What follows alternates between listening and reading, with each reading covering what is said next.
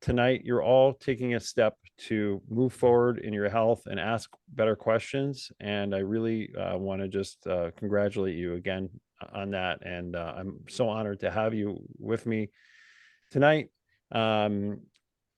So without further ado, and just to give you some background, I have studied the science of building biology, which is how our environment interacts with our homes, treating our homes as a third skin. That's the International Institute out of Santa Fe. And I'm just an advocate. I'm not a electromagnetic specialist. That's a few-year training program. But my background is in technology. I sold computers for about 12 years, and I saw how addictive the tech was becoming. And I got burnt out. I would be online all hours of the night, and eventually became very depressed and knew I needed to make a change. And it was because people in my family and my wife, I wanted to be present for her. So I learned how to use natural free tools like the sun and reducing toxins, mainly blue light in my life, because that's what was causing a lot of the addiction, of screen addiction, whatever it was, right? You're looking at. So, and right now I run a blog online once a week. We publish a newsletter. The most recent one was how Parkinson's can actually start. A lot of these symptoms can start in the eye because of the way our rods and cones work. And a lot of that research that I do is based off other research from other people like Jack Kruse and books that I read.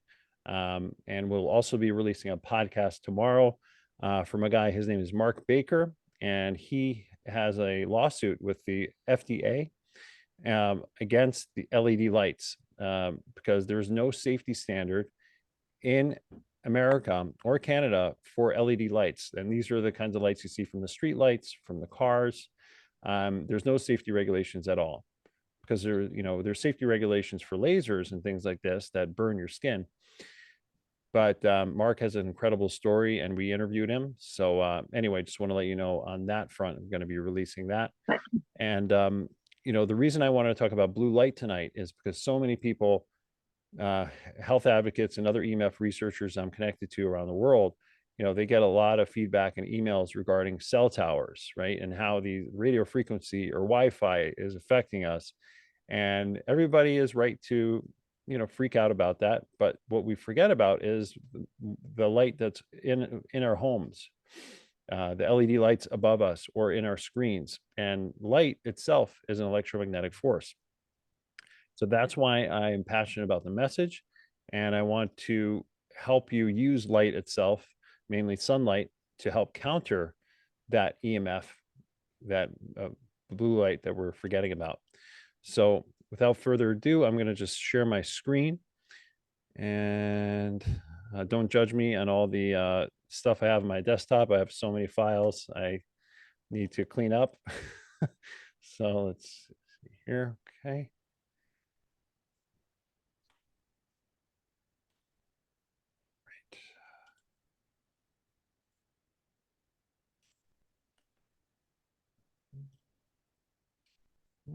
Okay. Okay. Okay. Can everybody see that?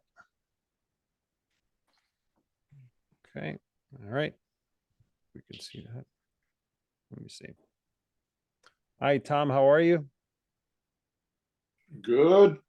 Good. Good. May I ask, can you see my presentation?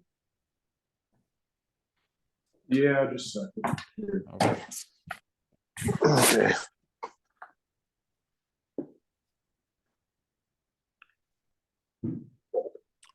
Okay. All right. And you can All right, where am I at? Right here. Okay. Okay. You're good? Yep. All right. Thanks. Thanks so much. I'm just going to mute you if you don't mind. Yep. That's fine. All right. Thank you. Trying Right. to figure it out. No, I hear you. Okay. Yeah. Okay. Right. Sorry. Okay. Okay, so tonight we're going to talk about light, as I mentioned. Oh, sorry. Sorry, wrong one. Okay. So EMF damage, we undergo it every single day through our screens, smart meters, radio towers. We're constantly being bombarded with these signals. And instead of instilling fear, because I think a lot of us are aware of a lot of these toxins in our environment, I want to give you solutions. And the most basic solution of all I've found, other than sleep, is sunlight, which, as it turns out, helps you sleep. So we're going to learn why the sunrise is the key to life, how infrared light is the foundation of our health, and why ultraviolet radiation is often demonized and misunderstood, and why sunglasses are a bad idea if you're trying to regenerate and be healthy. So what is the sunrise? Well, many of us, we get up in the morning, it gets bright out, and we get to live another day. Many of us, we take it for granted, right, that the sun even comes out at all. We've been taught in school that the sun is a ball of gas, just like our heart is a pump. But the sun is actually a ball of light and energy. And the sun excites electrons in our body to move. And, there's no such thing as equilibrium in life. Everything is a transitory state. So we can have inflammation throughout the day, and that inflammation is countered by sunlight. Sunlight itself even creates inflammation in our cells, and this is necessary so we can repair. And I know that sounds like an oxymoron, but we need that acute stress, that hormetic stress, just like a cold shower or exercise. You need that to work your immune system and your nervous system so it can repair. If you're constantly taking antioxidants and protecting yourself from every little thing, your body also is not going to be able to process all those antioxidants, and you can get cancer from taking too many pills or antioxidants. So sunlight is crucial because not only is it energy, but it keeps us in rhythm. And our cells, they love rhythms. They vibrate according to a certain frequency, anywhere from 0 to 75 cycles per second, or hertz. We live in an environment of 60 hertz of electrical fields. So this is why it's important to manage that frequency so we don't get managed by the electrical environment, the alien electrical environment in our home. So again, what is the sunrise? Well, it's light, obviously, but it tells time. It tells our body how we can actually save time and create time through the day. And I know it sounds a little abstract, but I'm going to tell you a little bit about that. Now, the force behind the sun isn't heat, as I mentioned, it's light. And I'm sure a lot of you are aware of Nikola Tesla, but he says, if you want us to find the secrets of the universe, think in terms of energy, frequency, and vibration. And the sun is all of those things. Okay, and just to mention also, the Egyptians, they didn't worship the sun, they worshiped the light from the sun, which is a whole different thing. The light from the sun gets its light from the rest of the galaxy, the rest of the universe, from Sirius, which is a higher constellation. And they knew that light itself gave us energy, and on a spiritual plane, on a mental plane, and it really was something to be worshipped and cherished. And we've gone far away from that today in our society. So what is the sunrise? Again, it's our wake-up call of cortisol. So, a lot of us, we reach for that cup of coffee first thing in the morning, and that'll get our cortisol going, our stress hormone. But cortisol is also the hormone of alertness. It gets us going, and its main job ancestrally was to alert us to predators in the morning to see what's going on, right? So, but it can be a beneficial thing because cortisol has, the sunrise has tons of blue light, and that blue light, it has even more blue light than our compact fluorescent bulbs, our computer screens, but it's balanced by red light. And that's why it's so important, because that cortisol, not only does it wake us up in the morning and gives us that energy boost, it also helps us regenerate the ocular melatonin, or the melatonin in our eyes, in that red light every morning. Okay. So that's why it's so important. Now, don't get me wrong, I still love drinking coffee and green tea, whatever. But I always make sure to see the sunrise first to get that natural boost of cortisol. So my hormones every single day, they work the same way. And then that helps me regulate inflammation and helps me go to bed earlier or just more deeply once I do fall asleep. So as I mentioned, this is just a comparison between sunlight and incandescent bulbs. Now incandescents are a good example, but LEDs are even worse. Incandescents have a lot of infrared light in them as well. So they're actually a very good source of lighting in your house. A lot of them are being banned now. But what Edison invented was truly a masterpiece. And this is why things that are back in time are still hold as much value, if not more, as current inventions do. Also, in the wintertime, I want to mention too, if you're living somewhere that gets colder in the winter, incandescents can also heat your home. For that reason, we're taught that incandescents are energy inefficient. However, that's not true, because now the governments are saying LEDs are more energy efficient. But energy efficiency has to do with two things. It's a two-part definition. It's quality, and it's the quality of the light, and also the energy efficiency, how much power it's using. But the FDA has thrown out the quality part, and they've just stuck to energy efficiency by creating an alien light, a blue light in a lab. So incandescents have way more quality than an LED light does. And they are also energy efficient. So for that reason, they are more energy efficient than an LED light. Okay. And why is infrared so great? Because when we get out in the sun and we get a lot of red light too, and infrared, because infrared is invisible, we get a lot of subcellular melatonin, which is a second type of melatonin. See, our bodies, when we go to bed, they release melatonin from our pineal gland. However, the main store of our melatonin, which what our bodies use to fight inflammation, is produced in our skin and our eyes.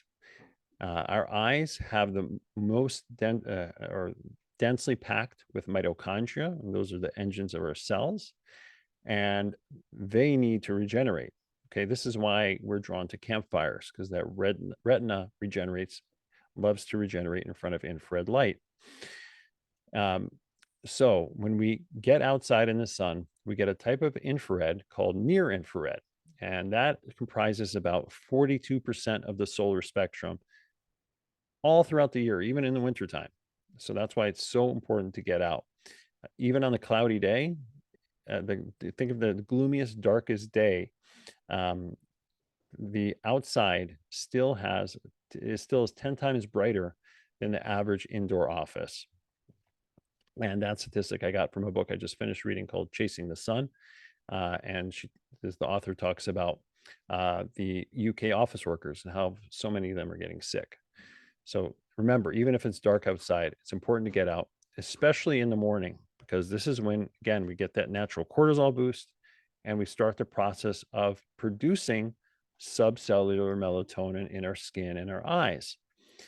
So melatonin is not the hormone of darkness. It's really the hormone of sunshine.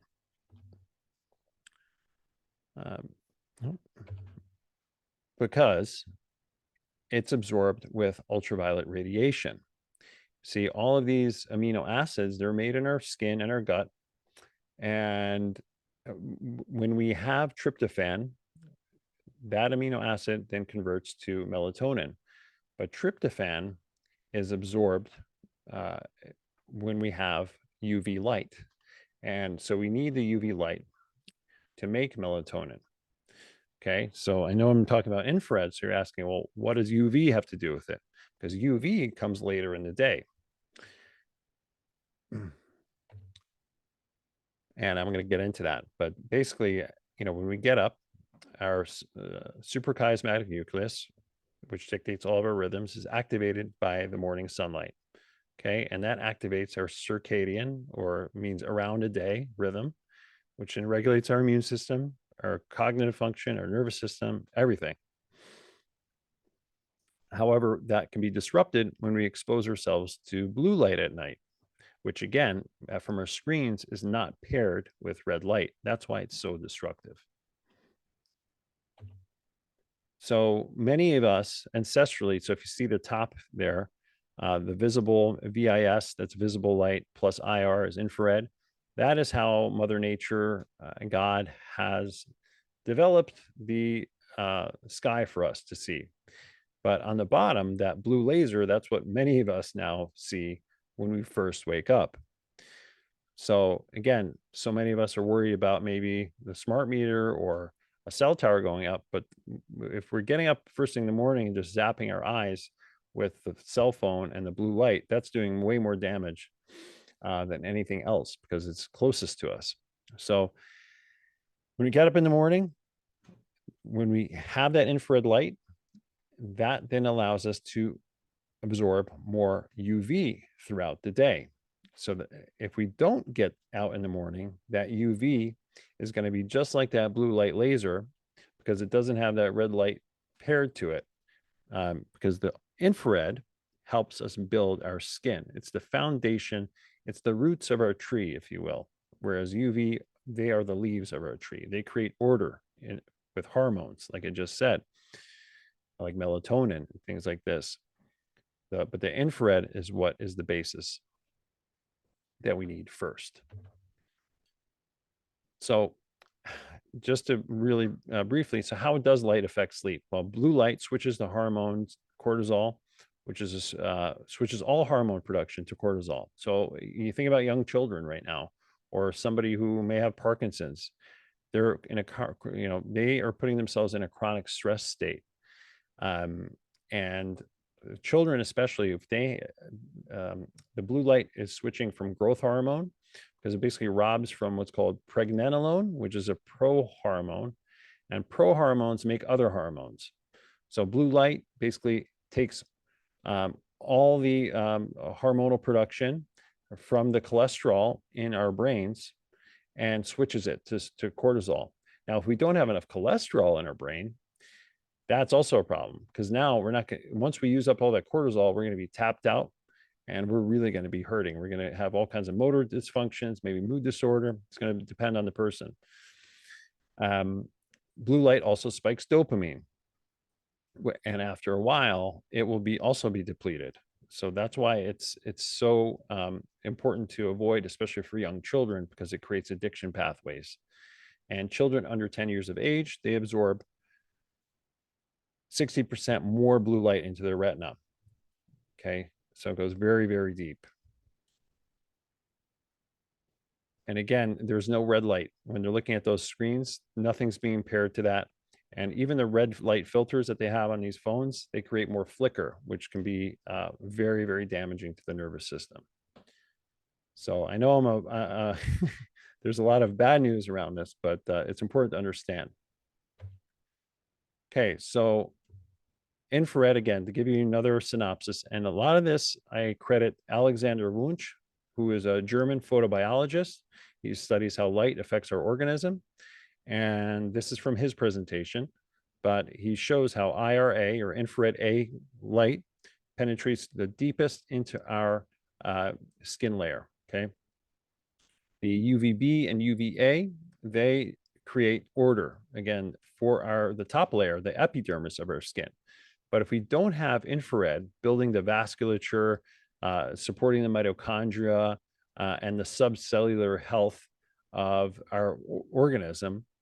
we won't be able to accept that UV. We won't have a mortar to lay those bricks on.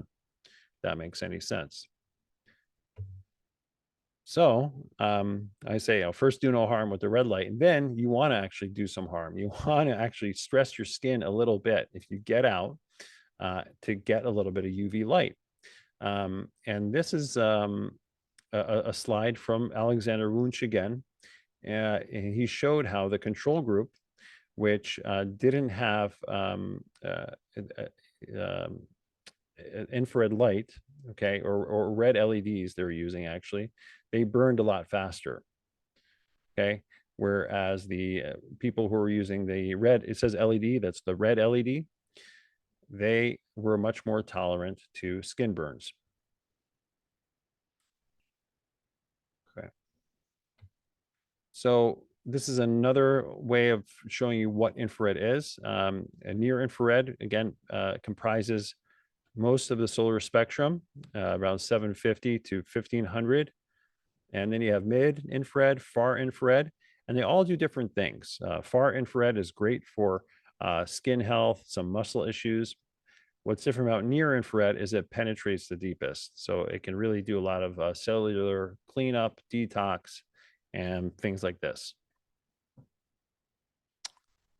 Okay. And wavelength is just the length of the wave of the actual light. So the longer the wavelength, so you see 1500, the more it's going to penetrate into our body. So this is just another way of showing you infrared light penetrates the deepest into what's called the optical tissue window. And then you have UVA, UVB, which penetrate a little bit less. And that dotted line, if you see there, that dotted line where it's kind of going in a curve, the dot dash kind of thing, that's very important because that's showing you how melanin is being produced. And melanin is the way our body is able to chelate or detox heavy metals. It's our body's detox pathway. And we're able to build that melanin with infrared light. And melanin is not just a skin pigment. It's really a whole lot more than even I knew a year ago. But it's really a miracle molecule that we all have and really lets us function on a daily basis. Okay. So just a kind of a quick picture here on a lot of windows. So you may be saying, okay, well, I'm in the office, I'm indoors, but I have lots of windows. Isn't that good? Well, maybe 100 years ago when the windows were thinly coated and they let in a lot more light. But today, a lot of windows are energy efficient, which again, whenever I hear energy efficiency, it means the opposite. It's not good biologically. It's not helping us energetically because most of the UVB is completely blocked. And you may be saying, well, that's good.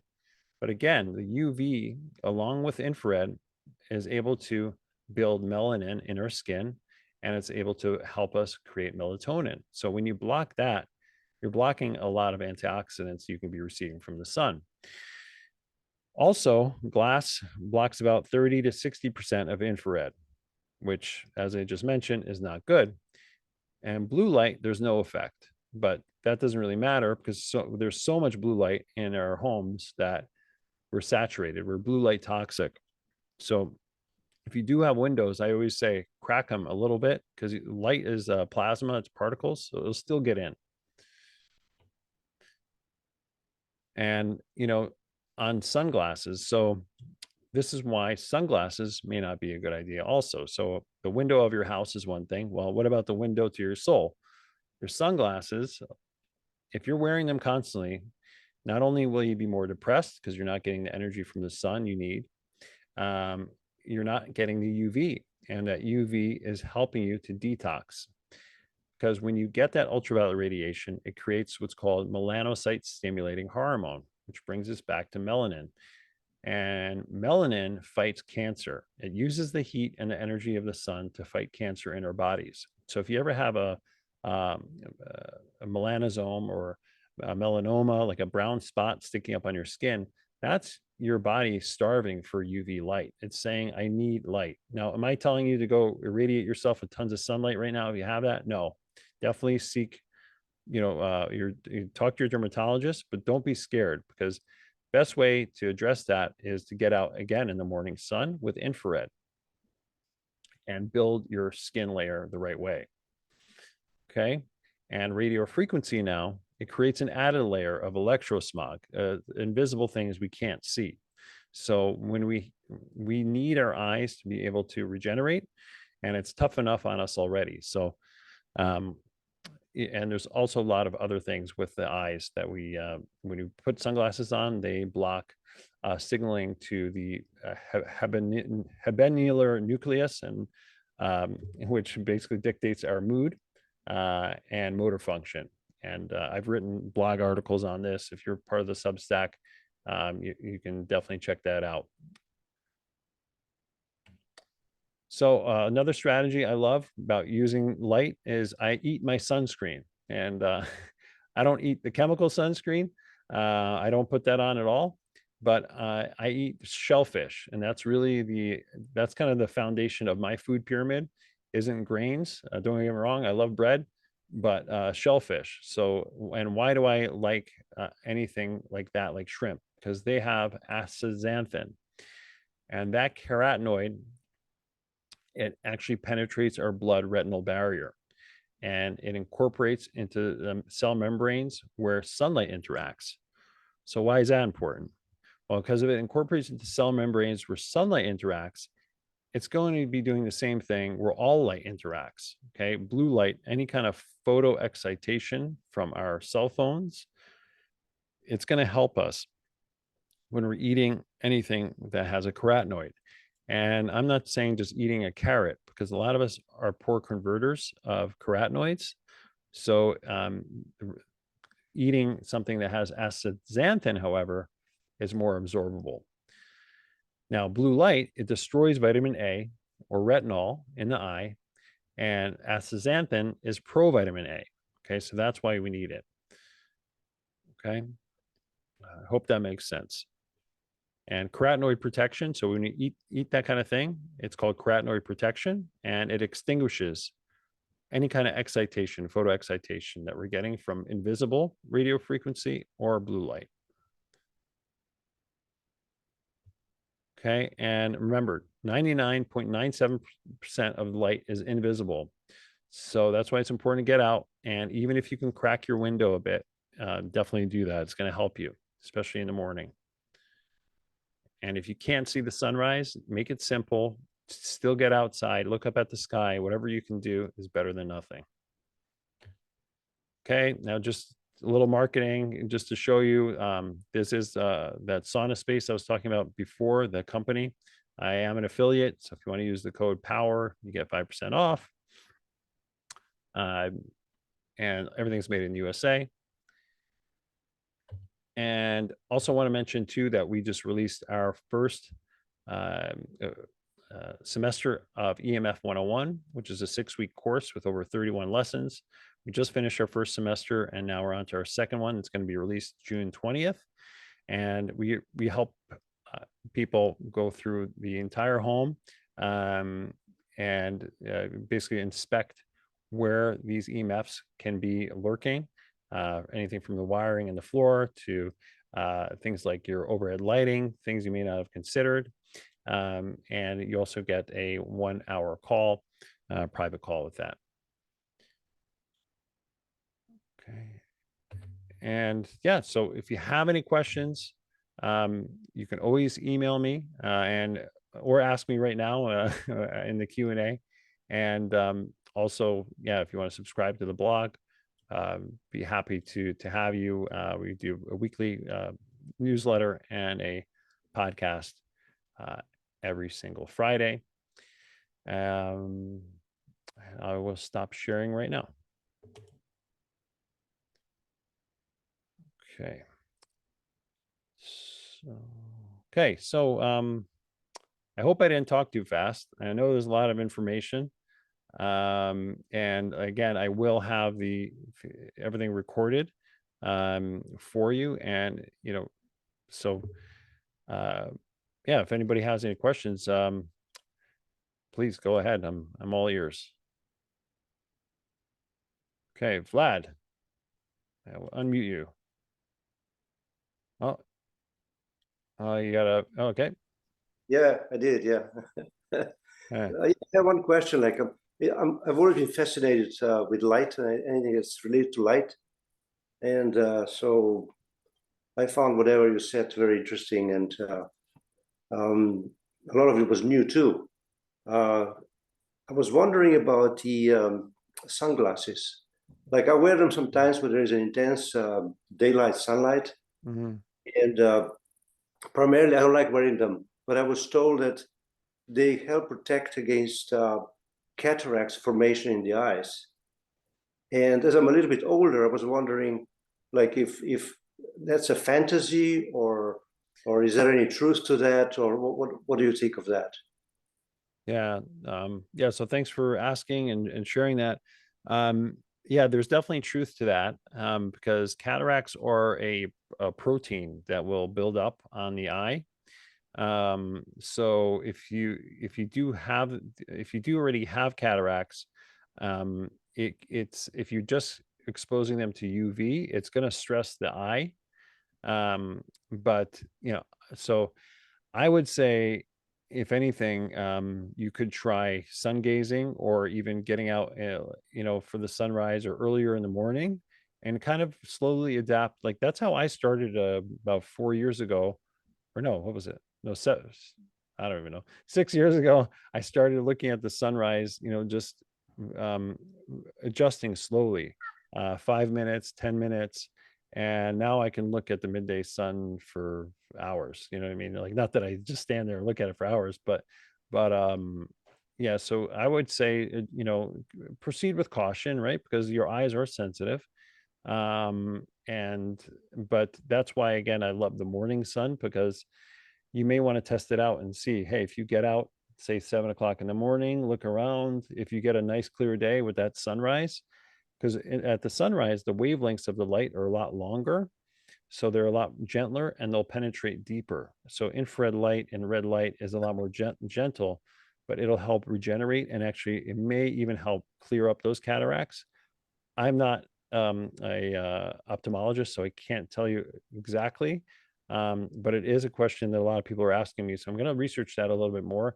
I'm actually trying to get together with a holistic optometrist, because those are hard to find. But yeah, I would just say, maybe get out in the morning, maybe for 15. Is that possible for you? Like, to get out without the sunglasses at, say, 7 in the morning, and then maybe every hour, like 8 in the morning, when it's not too bright, maybe just see the sunrise for a week, and then see, right, how it goes.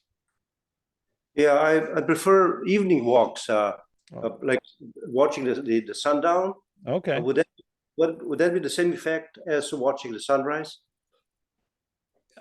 It would be on your eyes. Yeah, maybe not hormonally, because you wouldn't be getting that spike of cortisol like in the morning, but the light itself would be. Yeah, it would be seeing the sunset is still very good for your eyes. Yeah, absolutely. Yeah. Yeah, but the thing you want to avoid is the blue light at night. That's because that is what's going to cause those cataracts more and more. And that's what we're seeing more and more. We're seeing more myopia, which is nearsightedness in children. In Asian countries like Singapore, they're having a lot more myopia, because they have, they have tons of technology. That's, of course, me speculating, but it's like almost no surprise. So I would avoid the blue light at night. Maybe get some computer glasses, if you're going to look at anything, and because the blue is going to harm your eyes more than the sun is going to help you, if that makes any sense. Mm-hmm. Yeah. Thanks for the question. Okay. All right, Tom. Just gonna unmute you there. Muted. Can you hear me? Yes, sir. Yeah. So I was listening to a Harvard professor, and I can't recall his name. Shame on me. He was saying that using your red light therapy mat, infrared light, he suggested 3 minutes first thing in the morning. and staring at that, you know, in lieu of, say, the sunlight, because as you were saying, this is where he was going, was that it helps start the process, like the sunrise. Is this something that you've heard Yeah. about?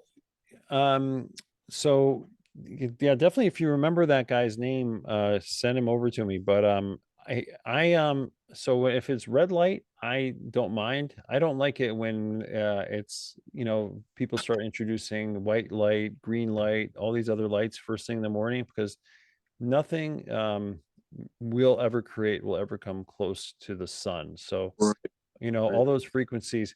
But that being said, listen, it's I like I don't have them to show you, but on the next webinar I'm going to do, I'm going to show you all the little light devices I use.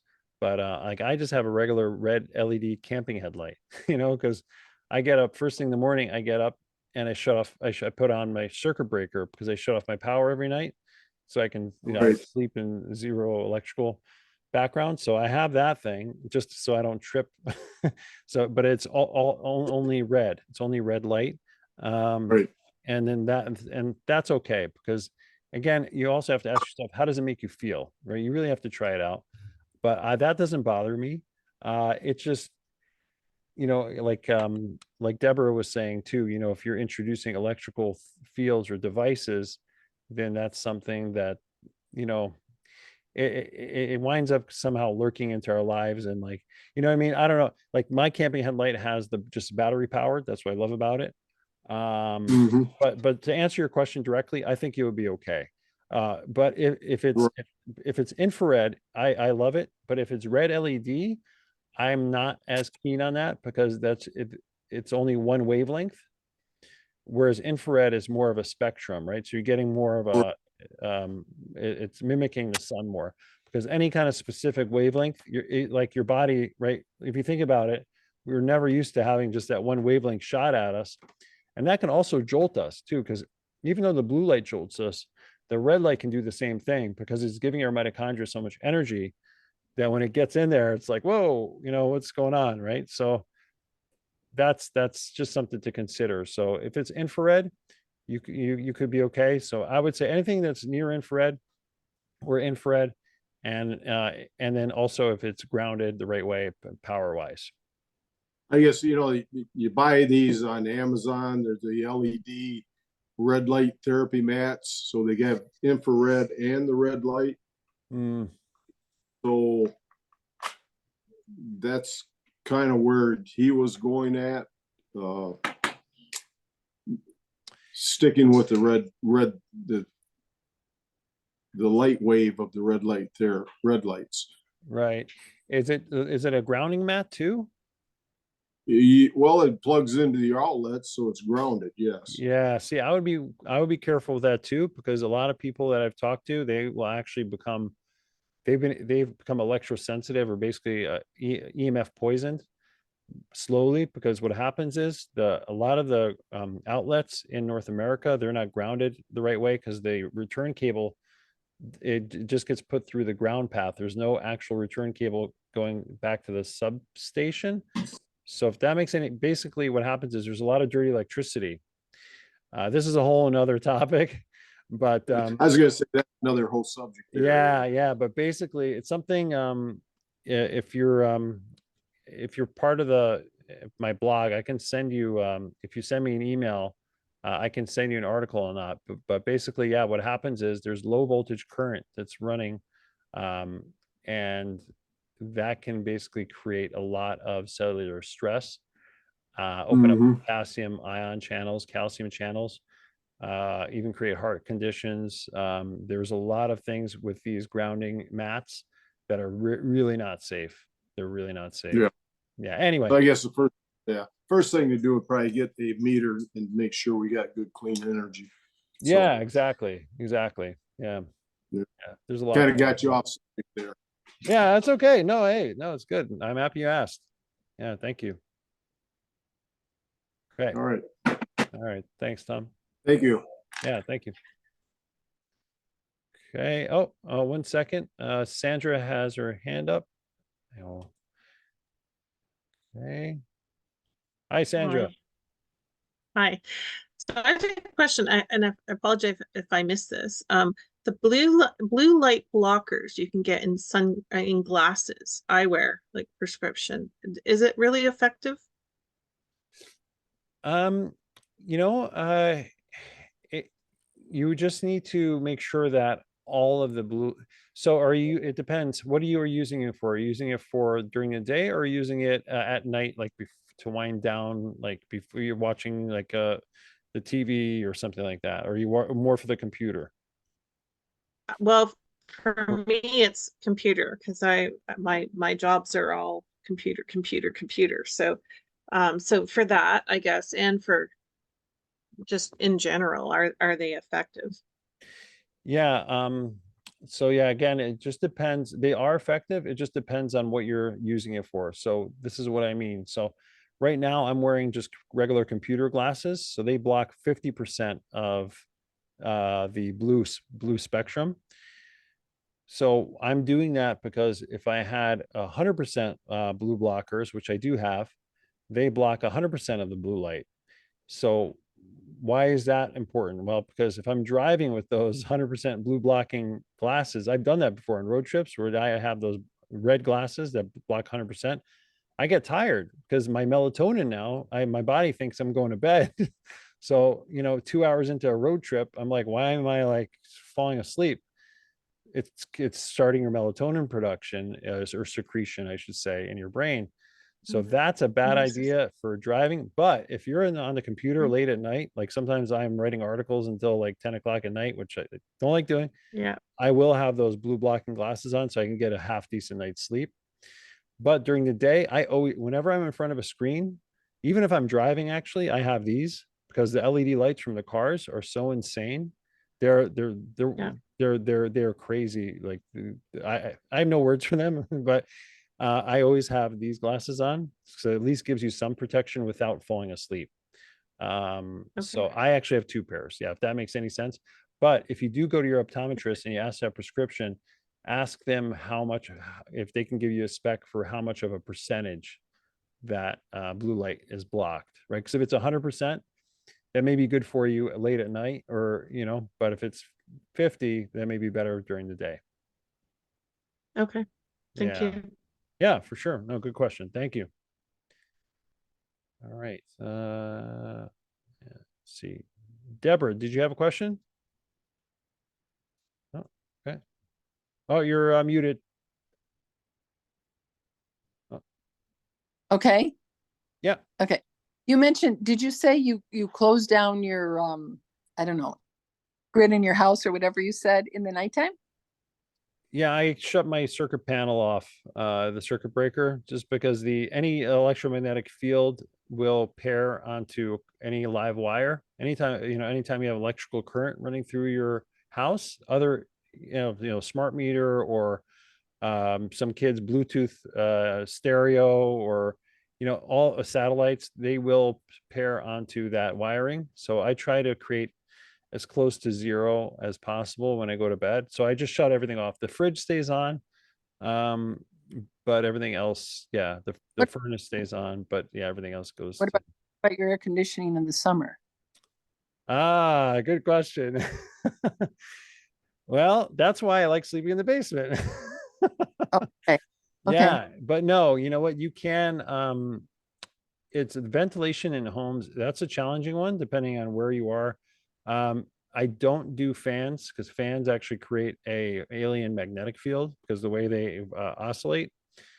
But I will Really? I will put a floor fan sometimes. I'll run it from the hall in the living room. I'll run a long cable and we'll have that outlet on, and then it'll still create some circulation in the bedroom. But yeah, we don't use the air conditioner because it creates such a strong magnetic field at night, especially by the bedroom.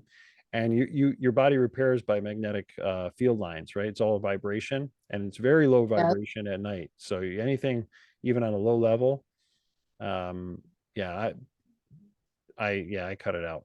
Yeah. So would it be better to turn you know, like you said, your panel box off for no AC, but just have a fan. I mean, I'm in Kentucky, so I mean, we could sleep in the basement. We do have a bedroom down there and a bathroom and, you know, full suite, but Nice. husband's going to do it, to be honest. And I don't really want to sleep alone because I don't think Yeah. that you know.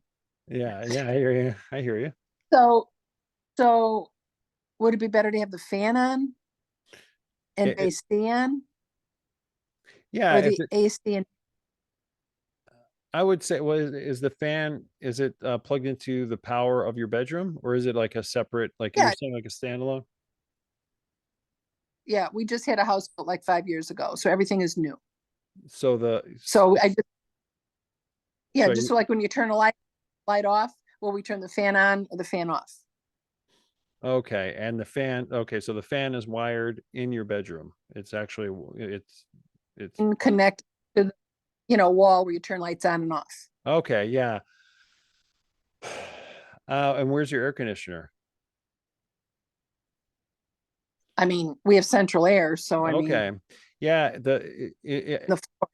if in your case, the air conditioning could be a better choice. Okay. And the only way really to know is actually to get a meter, an EMF meter, and to measure what the difference is. Um, but yeah, Okay. you know, if you want to reach out to me, send me an email. I can kind of give you some details because there's a whole process where I kind of go through it. Body voltage testing is something you may want to do, but a quick answer is if you may want to just do not do the fan, because that's running basically electrical current as you're sleeping around you. But if you have central Correct. air, the only reason I shut off the Correct. AC is because it's right outside our bedroom. So the actual unit is right outside our bedroom. So is ours. Oh yeah, see, so that's Uh, tough. Yeah, Wall. yeah. See, so Oh my God. yeah, and this is the challenge, but yeah, it's a tough one. You know, it's a I'm tough so one. clocks by us. I don't put my phone by me. It's in a room away from me being charged. I've unplugged the TV because we never watch TV in that bedroom, but one of his friends said, "Oh, you need a TV in the bedroom." I said, "I don't want a TV in the bedroom." So I've unplugged all of that. Then we have 2 lamps. I've unplugged those. Like I only plug in the lamps when I'm in the room using them. Hmm. And we try not to use. About half ago, I said to my husband, "You know what? We're going to use natural light all day until we can't see anymore, sort of in the house, and then you can put the lights on." He went along with the program, and then I went to the store and I tried to get. I'm trying to do all my LED lights, and there's a store called Publix. It's a grocery store, and I found 25-watt incandescent. So now, and I'm replacing. Of course, the light's much lower, but it's nighttime and we're not reading any. So I'm like, too bad. We're getting the old bulbs. If we can go to a garage sale or an estate sale and find some old bulbs. So I've done Wow. but undoing everything Wow. else I can do.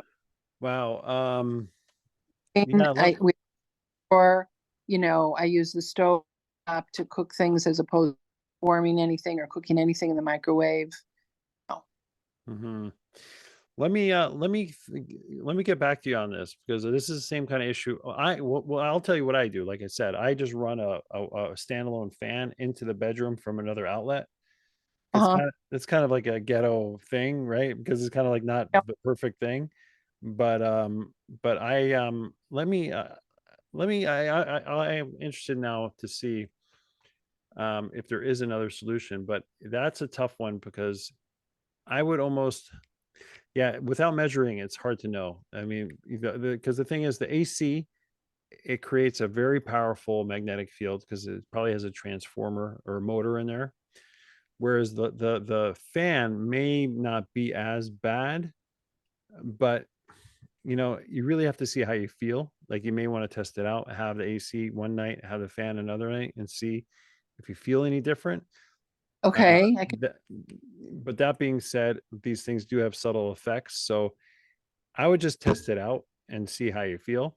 But you gave me something to think about, because I have the same issue. Yeah, because I mean, we'll have the AC on and the fan, you know, but so let's just do one or the other, which I will do. Yeah. I- Yeah, I definitely. don't have problems. I don't have, I mean, said, I'm like a Downton Abbey person. I'm a paper and Nice. pencil person. I don't shop online. I've never shopped online. I mean, I'm 69, but I'm like old fashioned.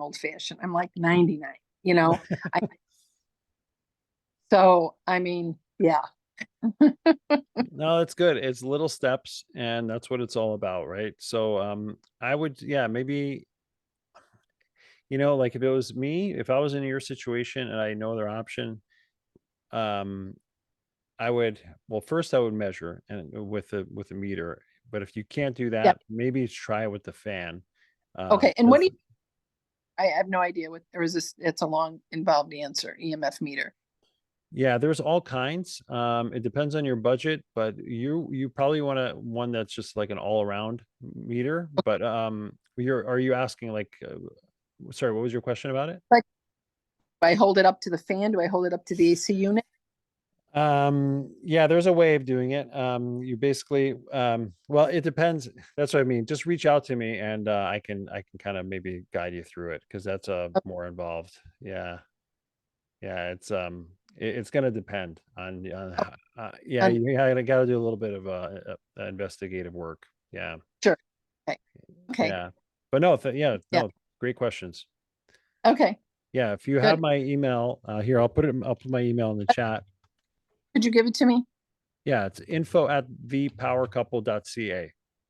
Info at Power Couple, At the Power Couple. V, like the letter V. No, the THE. There's only one. Yeah, I know. The. No, it's because I was too broke to buy the domain name of Let yeah. me spell it out though. Yeah. So I am at, Yeah. The like THE. okay, Yeah. the Power Couple. Yes. .ca. .ca. Okay. Yes. Thank you very much. Yeah. Because I don't do anything on the phone. I mean, I'm like really paper and pencil, so I have to write everything down, and yeah. No, hey, that's good. That's good. That's good. Yeah. All right. Well, no, thanks for showing up and for your questions. Yeah. Okay. Yeah. Okay. Is there any way? Took lots of notes. Okay. All right. Yeah. No. And yeah. Please reach out. I usually get back in about 2 days or so. Yeah, no worries. Okay. All right. Peter. Thank you, Deborah. Sure. Is there any way you can block it, Block. like your central air from outside from getting inside? That's a great question. The only thing is, if it's run into the actual house, the magnetic field, like you could maybe paint the wall, but the thing is, if the power is on, there's no way you're going to be blocking that, because that's running through the actual wall.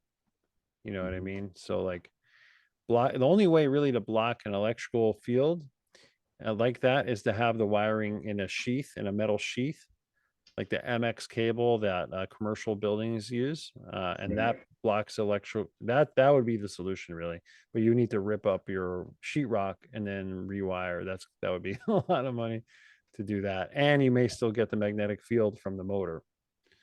But that would actually help with the fan. If you wanted to just use the fan, you could encase the wiring in metal conduit, and that would fix it. Yeah. Mhm. Awesome.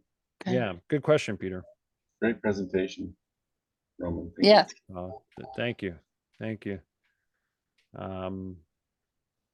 Yeah, thanks. Anybody else have any other questions? Tom, you're going to be cooking. So it looks like you're cooking something. You're going to be doing a cooking show for us all?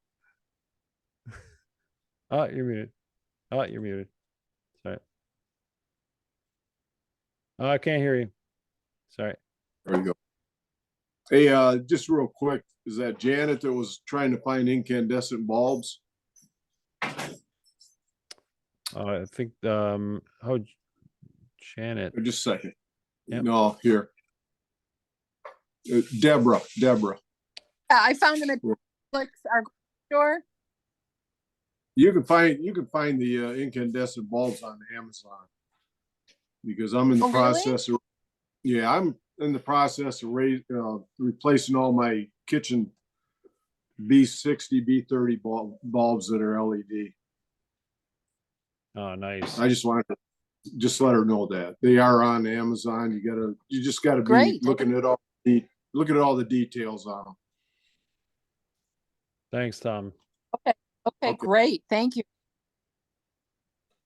Got it. Cool.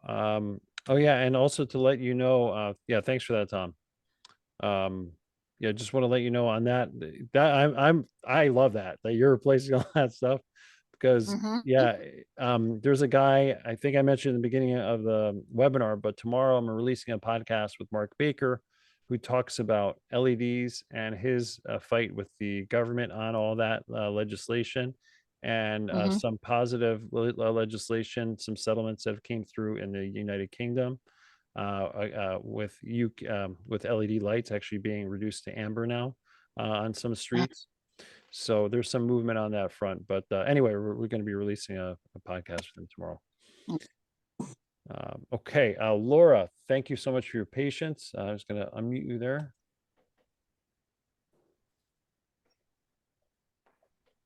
Okay, it's just hi, Laura. Oh, I can't hear you. Now? Yeah, we're good. Okay. Yeah, back to the glasses question. My prescription glasses, I believe they block the blue light and they transition when I go out in the sun. So I know the sunglasses is a bad idea, but having blue light blockers in your regular prescription glasses I wear all day long, is that a bad idea? Like you said, it was making you tired, and I'm thinking Yeah. maybe it's making me tired. How much are they blocking? Like, That I don't know. I'm gonna have to call my doctor and doctor's office and find out, but I'm sure that they do block.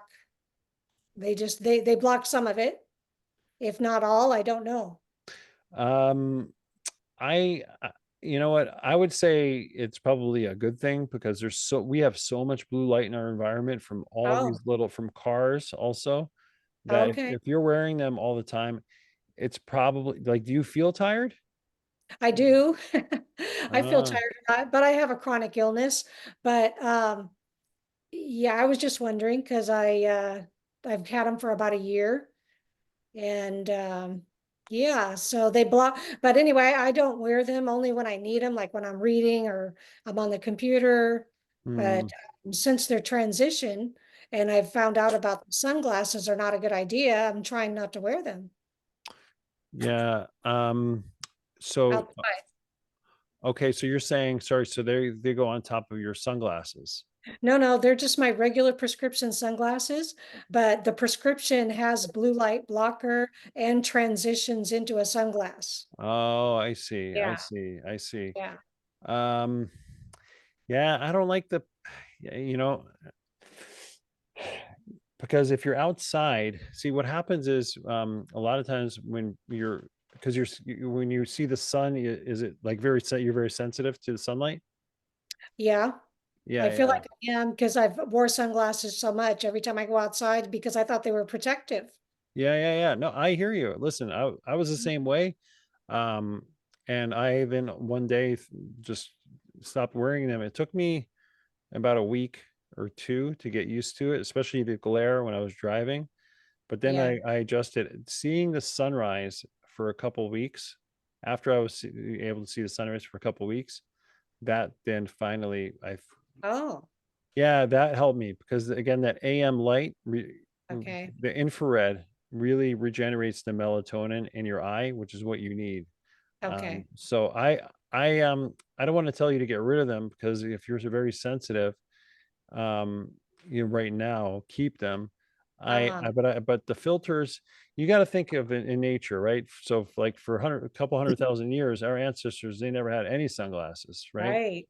And Right. now why? It's like because we've been sold on this thing of, they're a multi-billion-dollar industry, right? So they're selling Yeah. us that UV is damaging, and I didn't mention this in my webinar, but all the experiments, I think Mhm. 90% of the experiments, which I looked up, they're old. They're like from the 1900s.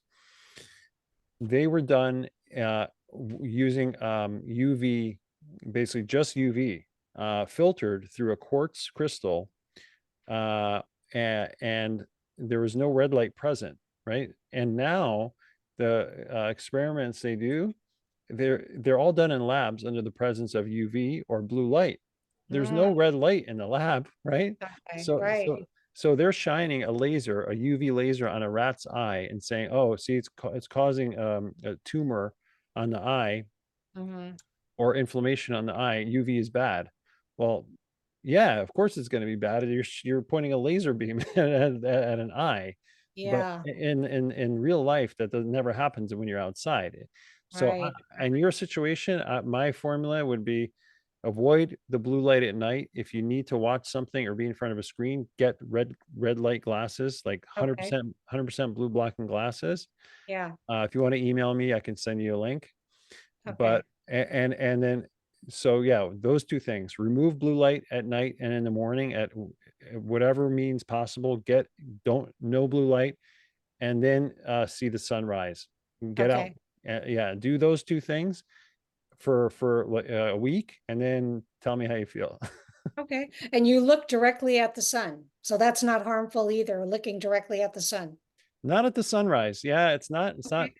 I'm fine. As long as you Okay. get out. Like after a half an hour. So say if the sun rises at 6:30, and then like at 7, it's already kind of a little higher. But you got to go by your feeling. See how you feel. Don't. And you may want to start with a squint, right? Be gentle with Yeah. yourself, right? Just get out there and really just go slow. But the sunrise is the most gentle light, along with the sunset too. Okay, all right, well, thank you. Yeah, I just don't like the sunset because then I go somewhere nice to see it, and then I'm surrounded by all these cars that are like blaring their lights at me. I'm like, oh, I was just relaxing. And so anyway, yeah, no, anytime. And please, yeah, info at thepowercouple.ca. You can email me and yeah, tell me. Yeah. And I'm going to be doing these webinars probably every week. But once our EMF course starts up in June, that's going to be only for our students, and we're going to have other speakers and specialists and stuff like that. Just so you Okay, know. great. Yeah, Yeah. I'm on the waiting list. Okay. Oh, fantastic. Okay. All Thank right. you. All right. Okay. Thanks, Laura, for your question. Mhm. All right. My battery's gonna die, so I'm gonna sign out. All right. All right. Good luck, Deborah. Thanks so much. It's awesome that you're getting those incandescents and taking control of everything. Okay, So, appreciate it, everybody. all right. Bye. Okay, Thank yeah, you. okay. All right, everyone. Thanks, Well, Roman. yeah. Thank you all for joining me. And yeah, any questions, feel free to reach out. Vlad, you know where to find me. Yeah. I can find you in person. Yeah, that's right. You too. Yeah. That's right. Thanks, Tom, for your questions and everything. Yep. Bye. All right. Thank Take you. care. Everybody have a great night. All right. Thanks. All right. Bye.